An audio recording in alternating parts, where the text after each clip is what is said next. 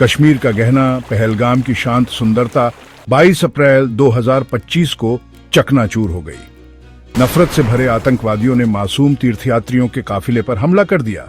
28 जानें बेरहमी से ली गईं, ज्यादातर श्रद्धालु हिंदू जो पवित्र भूमि की यात्रा पर थे। लश्कर-ए-तैयबा के एक जाने माने संगठन द रेजिस्टेंस फ्रंट ने इस नरसंहार की जिम्मेदारी ली।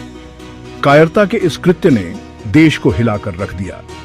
भारत शोक में डूब गया, लेकिन दुख की राख से एक फौलादी संकल्प उभरा। प्रधानमंत्री मोदी ने राष्ट्र को संबोधित करते हुए कहा, अब और निंदा नहीं, केवल कार्रवाई। खुफिया जानकारी साफ थी, हमले की योजना और उसे अंजाम पाकिस्तान के अंदर से दिया गया था। आतंकवादी समूहों को पनाह देने और उनका समर्थन करने का पाकिस्तान का इतिहास कोई छिपी बात नहीं थी। बातों का समय खत्म हो गया था। भारत जवाब देगा और निर्णायक रूप से जवाब देगा। देश का धैर्य बहुत लंबे समय से परखा जा रहा था। पहलगाम में मासूमों का बलिदान व्यर्थ नहीं जाएगा। भारतीय सशस्त्र बलों को स्पष्ट निर्देश दिया गया, समस्या की जड़ को निशाना बनाते हुए एक नपी तुली और सोची समझी प्रतिक्रिया के लिए तैयारी करें। दुनिया देखती रही जब भारत एक बयान देने की तैयारी कर रहा था, एक ऐसा बयान जो पूरे उपमहाद्वीप और उससे आगे तक गूंजेगा, एक ऐसा बयान जो आतंकवाद के प्रति भारत के दृष्टिकोण को फिर से परिभाषित करेगा। 7 मई 2025 की रात, घड़ी में रात के 1:30 AM, अंधेरे की आड़ में भारतीय वायुसेना ने ऑपरेशन सिंदूर शुरू किया।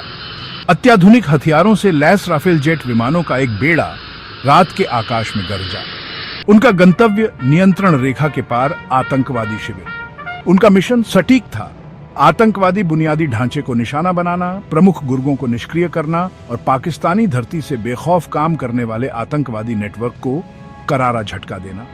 मुजफ्फराबाद, कोटली और बहावलपुर, इन ठिकानों को सावधानी से चुना गया था। ये कोई बेतरतीब जगहें नहीं थी, बल्कि आतंक के केंद्र थे, जहां साजिशें रची जाती थीं और आतंकवादियों को प्रशिक्षित किया जाता था।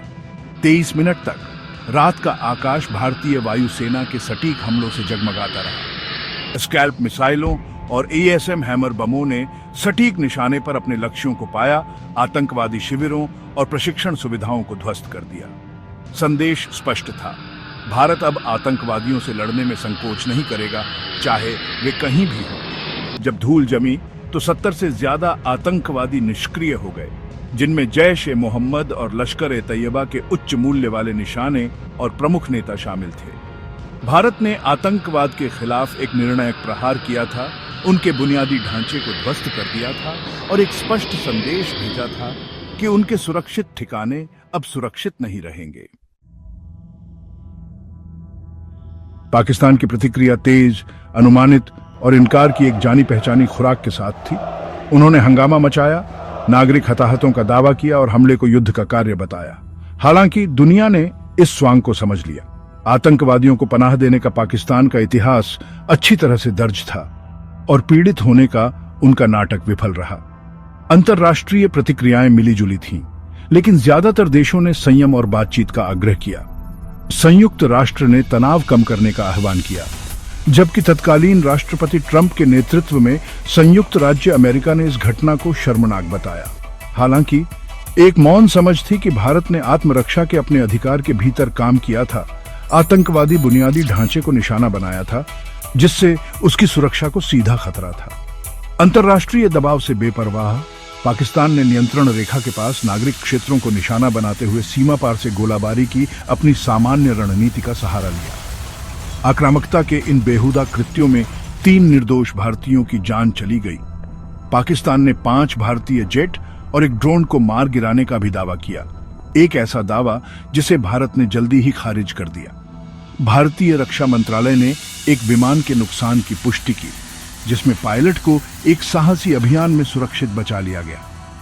दुनिया ने पाकिस्तान के दावों को देखा कि वे क्या थे, इज्जत बचाने और ताकत की एक ऐसी छवि पेश करने के बेताब प्रयास जो खोखली थी। भाग 4, भारत का रणनीतिक बदलाव। अब और निष्क्रिय प्रतिक्रिया नहीं। ऑपरेशन सिंदूर ने भारत की सुरक्षा नीति में एक ऐतिहासिक क्षण को चिह्नित किया। इसने एक आदर्श बदलाव का संकेत दिया। एक प्रतिक्रियाशील और रक्षात्मक मुद्रा से एक सक्रिय और आक्रामक मुद्रा की ओर बढ़ना। भारत ने आतंकवाद के खिलाफ पूर्व निवारक कार्रवाई करने, आतंकवादी बुनियादी ढांचे को ध्वस्त करने और उनके स्रोत पर खतरों को खत्म करने की अपनी इच्छा का प्रदर्शन किया।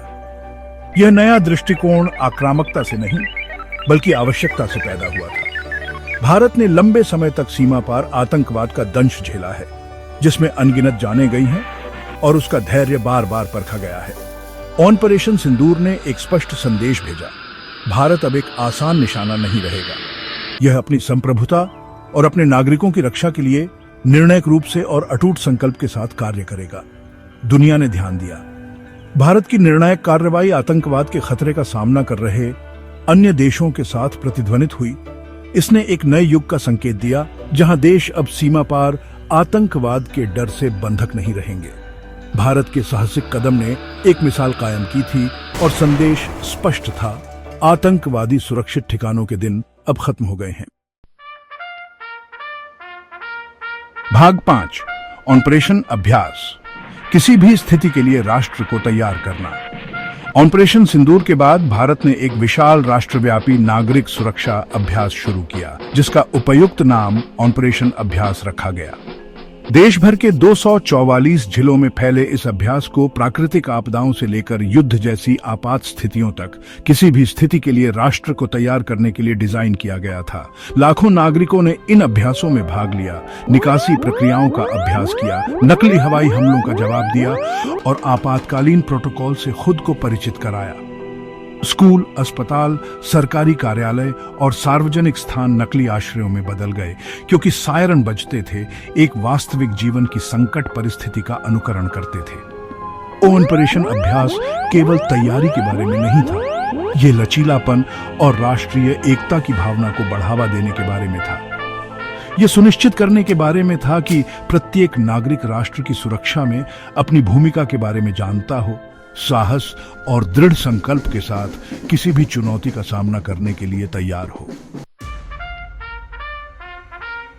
भाग 6, ताकत और संकल्प का संदेश। भारत आतंकवाद बर्दाश्त नहीं करेगा। ऑपरेशन सिंदूर सिर्फ एक हवाई हमला नहीं था, यह एक बयान था। आतंकवाद से लड़ने, अपने नागरिकों की रक्षा करने और अपनी संप्रभुता की रक्षा करने के भारत के अटूट संकल्प का बयान। यह दुनिया के लिए एक संदेश था कि भारत अब अपने लोगों के खिलाफ किए गए आतंकी कृत्यों का मूक दर्शक नहीं रहेगा। संदेश स्पष्ट था, भारत शांति चाहता है, लेकिन अपनी गरिमा और सुरक्षा की कीमत पर नहीं। वह अपने हितों की रक्षा के लिए अपनी ताकत का इस्तेमाल करने में संकोच नहीं करेगा और अपनी धरती को आतंकवादी गतिविधियों के लिए लॉन्चिंग पैड के रूप में इस्तेमाल नहीं होने देगा। ऑपरेशन सिंदूर भारत के बढ़ते सैन्य कौशल और जरूरत पड़ने पर इसका इस्तेमाल करने की उसकी इच्छा का प्रमाण था।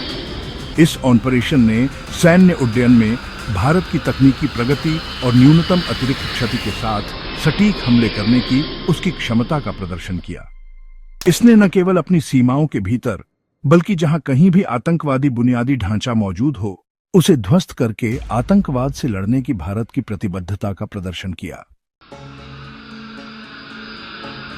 भाग 7, आगे का रास्ता। एक सुरक्षित और अधिक सुरक्षित भविष्य की ओर। ऑपरेशन सिंदूर एक महत्वपूर्ण मोड़ था, लेकिन आतंकवाद के खिलाफ लड़ाई अभी खत्म नहीं हुई है।